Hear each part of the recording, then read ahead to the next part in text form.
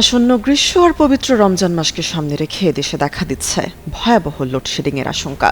বেসরকারি বিদ্যুৎ কেন্দ্রগুলোর বিশাল অঙ্কের বকেয়া বিল পরিশোধ না করায় এই পরিস্থিতির সৃষ্টি হতে পারে বলে জানিয়েছেন সংশ্লিষ্ট খাতের উদ্যোক্তারা। বর্তমানে ফার্নেস অয়েল ভিত্তিক বিদ্যুৎ কেন্দ্রগুলোর পাওনা দাঁড়িয়েছে প্রায় 14,000 কোটি টাকা।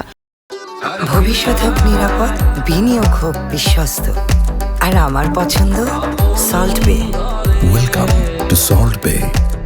সোমবার রাজধানীর একটি হোটেলে আয়োজিত সংবাদ সম্মেলনে বাংলাদেশ ইন্ডিপেন্ডেন্ট পাওয়ার প্রডিউসার্স অ্যাসোসিয়েশন এই উদ্বেগের কথা জানায়।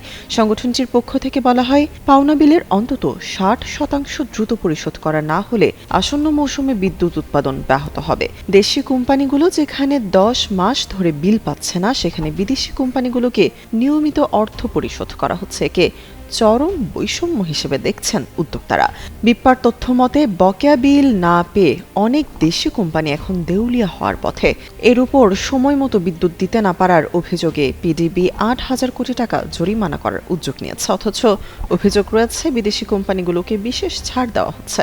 এই আর্থিক ও বৈষম্যমূলক সংকট নিরসন না হলে বিদ্যুৎ বিপর্যয়ের দায় এড়ানো কঠিন হবে বলে মনে করছেন সংশ্লিষ্টরা।